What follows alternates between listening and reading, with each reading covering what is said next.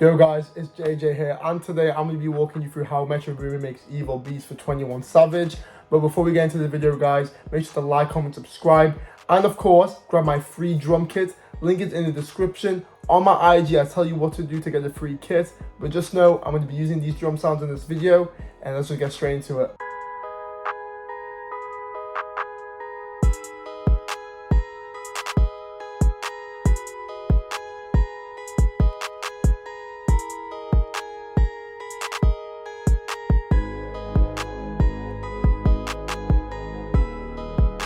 So, first time I used for the sample, I got myself an instance of the Prophet VS5, great synth, nice emulator, and I'm using a preset called a jazz guitar, but it's obviously spelled poorly. Now, as you can see from the pattern, it's actually quite simple, but to break it down, first of all, I actually started off with this pattern here, coming off a B, dropping it to a D sharp, back to the G sharp, and up to the A sharp. Starting off with a B, into the D sharp, up a G sharp, and then into the A sharp. Also, excuse my notes being labeled wrong. If you know why, comment it down below. But one thing to comment for sure is these three notes are all in tension. They're part of the scale where they're one semitone apart, as you can see from the gray highlights. And all that means is tension means dark sounds, which means 21 and Metro. After I lay down all these notes and I copy and pasted it the whole way, as you can see, I had of course a little bit of variation going on for the ending. After I laid these four notes down and of course copy and pasted it the whole way, I actually placed down a nice little note here and a nice little note here, and then just obviously copy and paste it the whole way with a bit of variation at the end, just to again reinforce that dark vibe by taking it one semitone down from the B down to the A sharp. And last but not least, because I didn't want the melody to sound very repetitive in terms of the bass line, I actually added my own in. So I put a G sharp going down to the D sharp, up to the F sharp, and then down to the E again. And again, as I said before, notes one semitone apart, reinforce that dark vibe that Metro gives, and it's super fire. So without further ado, this is what the main melody sounds like.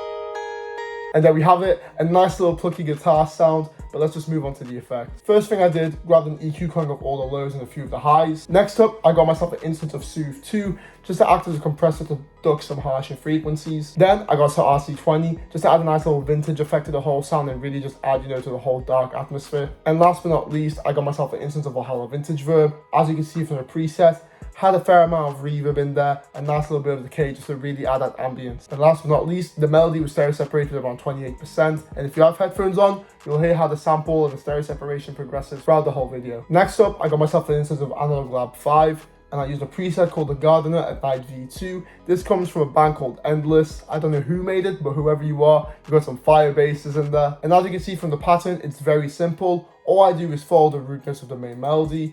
And as you can see, I have my bass slide into each other up until the end, just because I thought it sounded a bit cleaner. But now, this is what the bass for the whole sample sounds like.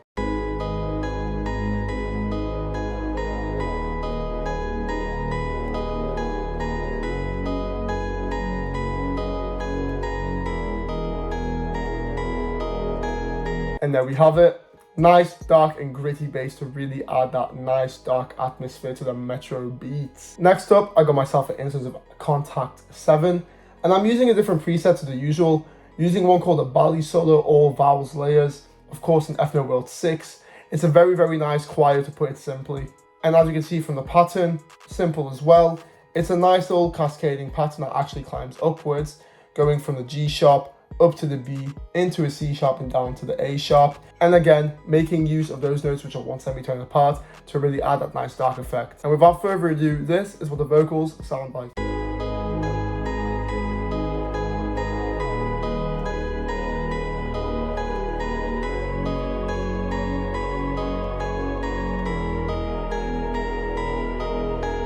And there we have it. First up, I got myself an EQ cutting off all the lows. Next up, I got myself some Valhalla Vintage Verb, and I really did drown this sound out in some reverb just to add that ambience, make it dark, and also push it a bit to the back just because I mixed it so heavy. And then finally, because this element isn't really in the forefront of the beat, I stereo separated it around 60% just to really widen it in your headphones. And last but not least, an instance of Omnisphere was used for the beat, and I use a sound called the ambient space piano, of course found in the keyboards bank. One thing I gotta say about this sound, if you're ever gonna make some dark beats and you need a really nice high end, man, the ambient space piano is a sound, I cannot lie. Speaking of, this is what the pattern looks like, and to break it down again, very simple, starting off with the G sharp, then making use of these notes that are one semitone apart to really give that dark aesthetic.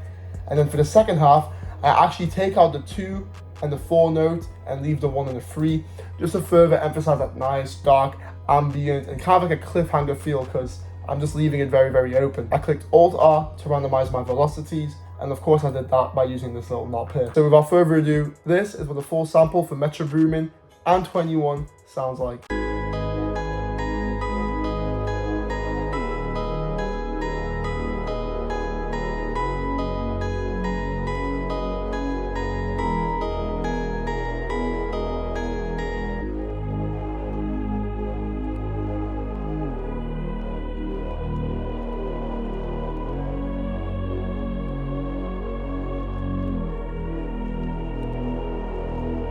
And there we have it, folks. Super dope sample, but let's just move on to the drums. The first thing to break down in the drums is of course the clap pattern, and by looking at it, it's relatively straightforward, just with a few bits and bobs in terms of ear candy. Now, if we look at these highlighted notes, these are just the extra notes I added in for a bit of ear candy, a bit of variation in the pattern. You know, just to keep it interesting for the listener and the artist, because you know, the beat is semi-simple, but the drums can add a bit of extra variation. And then another thing to point out is if you guys look at the last 2 claps at the end of the 4 bar, they actually don't land on the part they're supposed to hit, and that's done purposefully because later on when I introduce the rest of the drums, you'll hear how nice the bounce gets. Next up, we have our hi-hats, of course, and this sound is from my kit, just like the clap. And from what we can see over here, very simple pattern. It's essentially just 2 bar looped over and over, giving a lot of room for 21 to do his thing under the vocals, and of course leaving enough room for the sample to do its thing. But if we look at the pattern, it's really just a simple nice little roll, then these 2 notes placed, and then another note for extra bounce. Then I just copy and pasted it to make a full 8 bar. Pretty simple and straightforward. And without further ado, this is what the clap and the hi-hat sound like.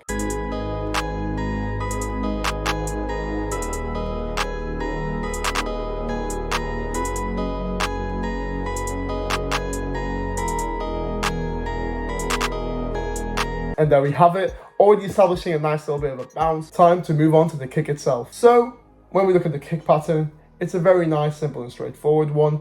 We have our essential little 808 or kick pattern as we'd all know and like, but looking at the screen note just adds a bit of variation. Then for the second part of the 4 bar, keeping it simple yet again, then I just copy and paste it over to make a full 8 bar. But one thing to know about my kick pattern, and same goes to all my 808s, I max my velocities out. The reason I max my velocities is because number 1, it makes your kicks in your 808s so much harder, gives extra bit of punch, and it really cuts through the mix. Second of all, when the artist hears a beat, they want to hear them banging 808s, so of course you're going to do that. And last but not least, you're making this to be a song in the future, so you want the listeners to be enjoying the track as well. And of course, enough babbling, this is what the kick sounds like.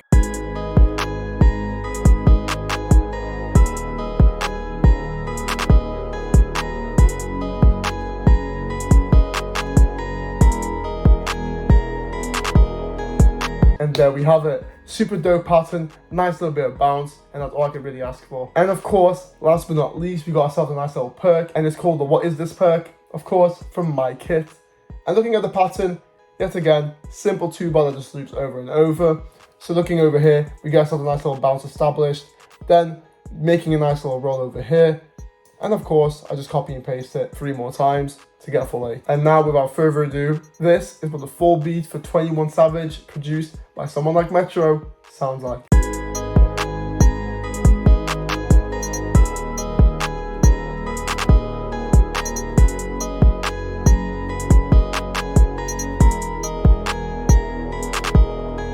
And there we have it, folks. But before I wrap this up, let me just walk you through the arrangement of the beat. So when looking at the structure of this beat, it's pretty simple and straightforward. First thing to break down is of course the intro. And looking at this, we got ourselves a nice bass line. We got ourselves a nice little counter melody playing, but I don't have the main melody, of course, because I kind of want to build that up for the chorus. Then we got ourselves the chorus.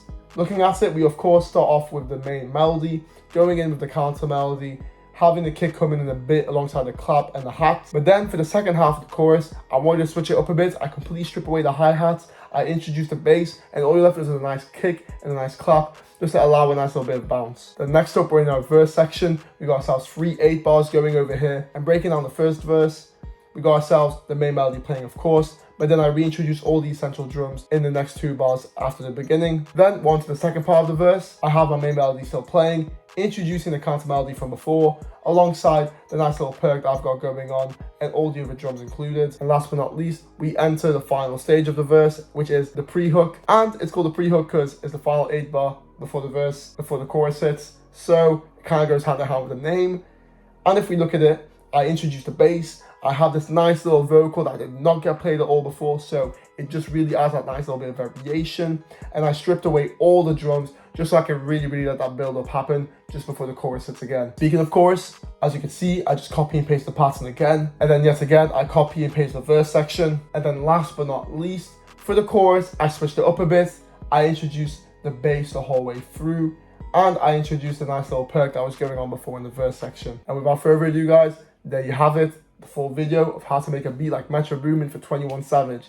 Thanks for watching. Make sure to like, comment, and subscribe. And I'll see you guys in the next one. Peace.